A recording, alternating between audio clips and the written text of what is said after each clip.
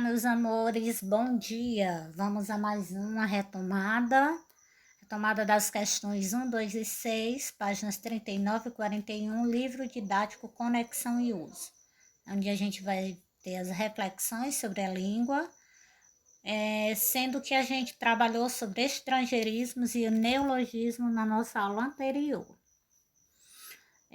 Nas reflexões sobre a língua, então a gente viu que além do estrangeirismo, um outro processo de enriquecimento da nossa língua são os neologismos. A primeira questão pede para a gente ler esse trecho do conto de Guimarães Rosa, O Burrinho Pedreiro. Como é um trecho curto, eu vou ler para vocês.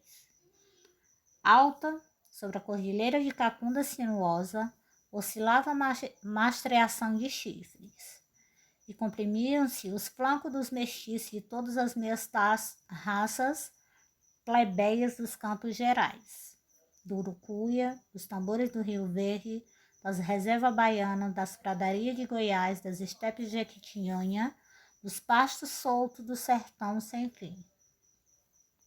Sós e seios de pelagem, com as cores mais achadas e impossíveis, pretos, fuscos, restintos, gateados, baios, vermelhos, rosilhos, barrosos, alaranjados.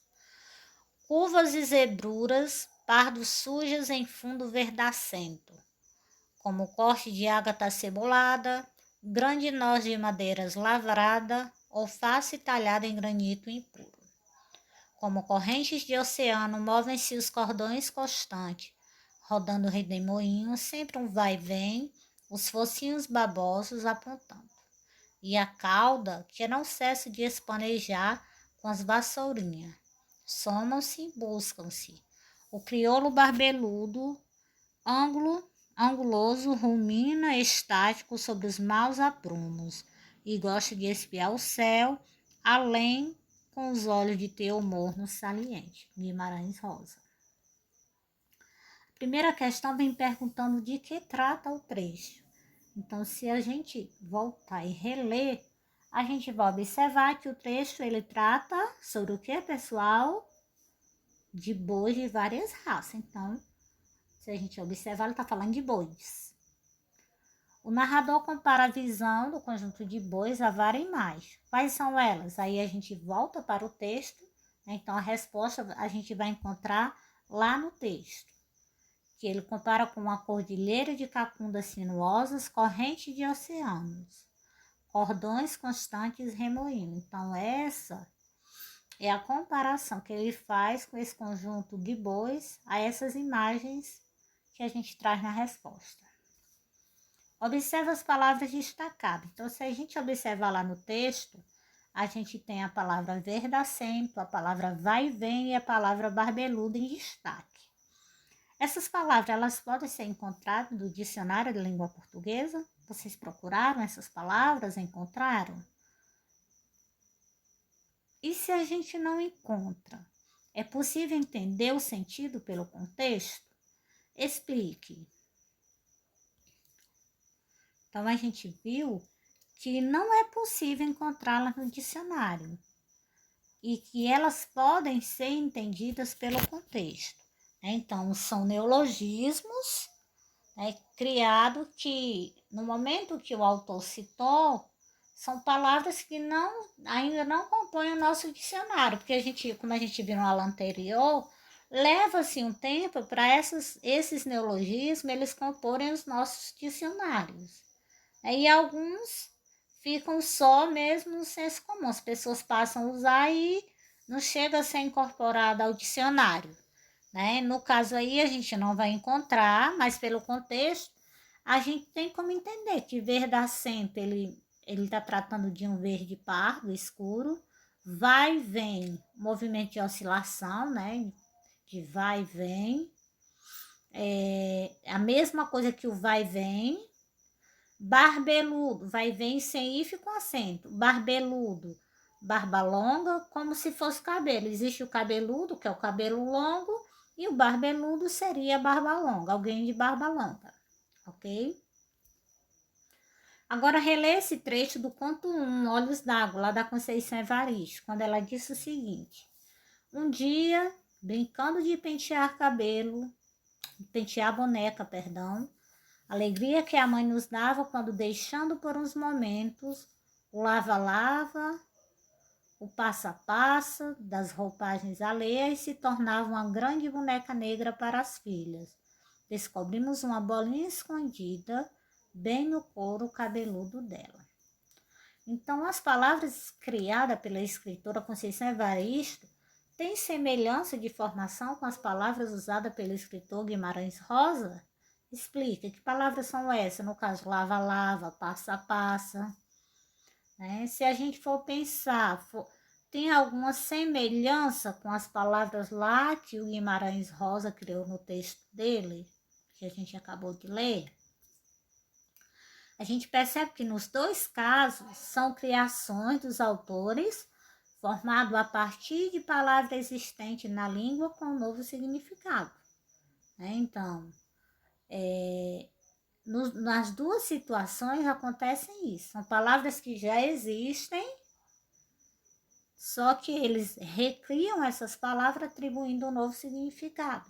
Um significado que a gente vai entender a partir de cada contexto. Então, neologismo. O que são neologismos? A gente já estudou isso na aula anterior e a gente vai reforçar hoje. São inovações linguísticas, podem ser do conhecimento coletivo ou de uso particular de um autor. Então, existe os neologismos que viram um senso comum, o coletivo, de uma forma geral, passa a usar alguma dessas palavras, mas tem algumas que os autores, eles criam para a estética do seu texto, de forma intencional, para realçar alguma ideia que ele queira apresentar no texto, ok? Mas os neologismos, eles podem surgir de criações a partir do sistema linguístico.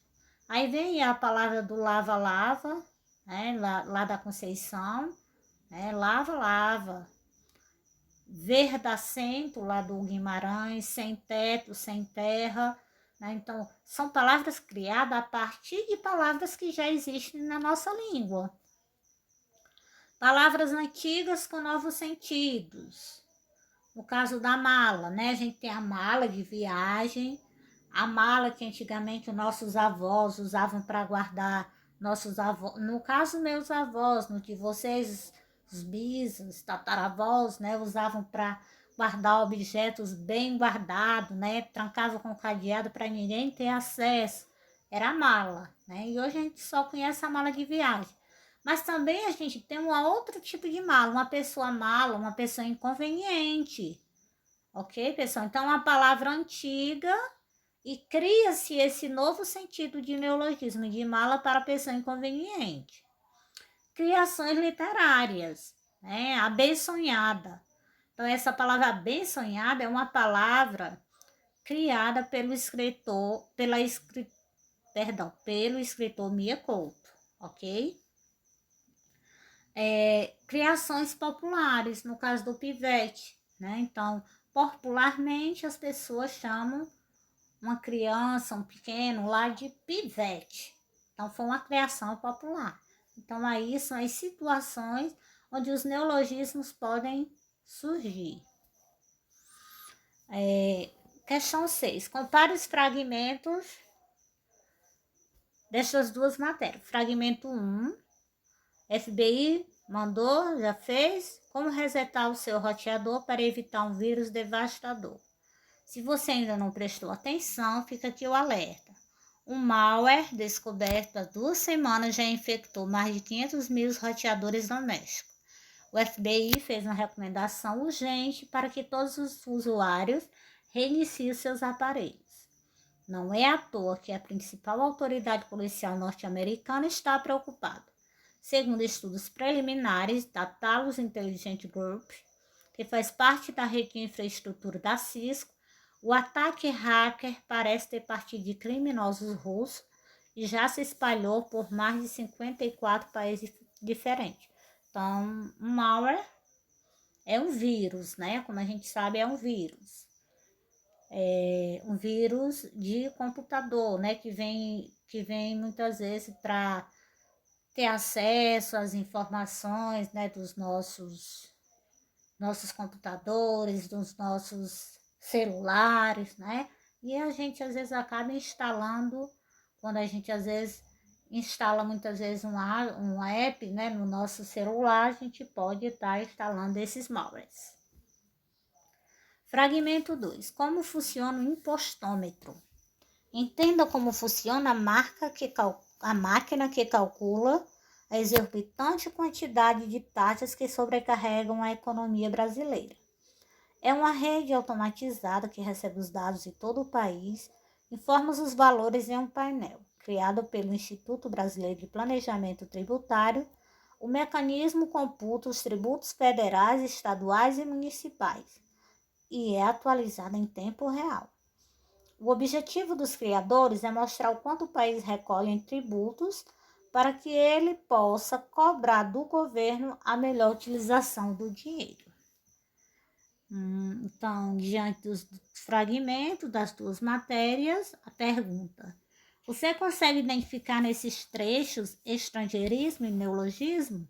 Anote-os no caderno. Então, no primeiro texto, se a gente voltar lá, a gente vai ter os estrangeirismos. Por exemplo, a palavra resetar, malware, roteadores, hacker. Então, são palavras de origem estrangeiras, né, que vêm para nós através da tecnologia, de termos que a gente usa na tecnologia. No segundo texto, lá na segunda matéria, nós temos um neologismo, bem no título, a palavra impostômetro, né, que vem de imposto. Então, são esses estrangeirismo e o neologismo impostômetro. Item B. Os termos que você identificou nas duas matérias são de seu conhecimento? Converse com o colega e o professor sobre o significado de cada termo. Então, nesse item B, a gente tem uma resposta pessoal. Se vocês identificam se são ou não do conhecimento esses termos que nós citamos no item A, que aparece nas duas matérias. Item C. Qual é a diferença entre neologismo e estrangeirismo? Então, nas aulas anteriores, a gente falou de neologismo e falamos muito de estrangeirismo. Então, a diferença entre os dois. Vê se vocês ainda lembram. Neologismos são as inovações linguísticas, seja pela criação de novas palavras, né? Seja pela adaptação de sentido de uma palavra a uma palavra existente. Ou cria-se uma nova palavra a partir de uma palavra já existente, ou uma própria palavra que já existe faz uma adaptação de sentido. No caso da mala, né? A gente já viu isso no caso da mala. A mala ganhou uma nova roupagem, um novo sentido. A mala deixou de ser só o objeto para viagem, para guardar objetos importantes e passou a ser atribuída também a uma criança, a um menino, pivete, né, no caso. Perdão, a uma pessoa inconveniente, estou misturando as bolas, eu já estou no outro neologismo. Então, a mala, ela passou também a ser atribuída a uma pessoa inconveniente, ok, pessoal? E aí vem a questão das inovações linguísticas, como eu já falei também. No caso dos estrangeirismos, são empréstimos. As palavras não são nossas, elas são de outra língua, e elas vêm, elas entram através do intercâmbio entre os povos, né? A gente acaba incorporando essas palavras de origem estrangeira ao nosso vocabulário, às vezes intencionalmente, né? E muitas vezes pela necessidade mesmo, pelo fato de não ter uma palavra na nossa língua que possa substituí-la. Então, neologismos são inovações linguísticas, seja pela criação de novas palavras, seja pela adaptação de sentido de uma palavra existente. Estrangeirismos são empréstimos trazidos de uma língua para outra por meio do intercâmbio entre os povos. Ok, minha gente? Então, vou enviar um abraço virtual para vocês. Carregando, vamos novamente. Vamos lá, vamos lá. Abraço entregue. Até a próxima aula.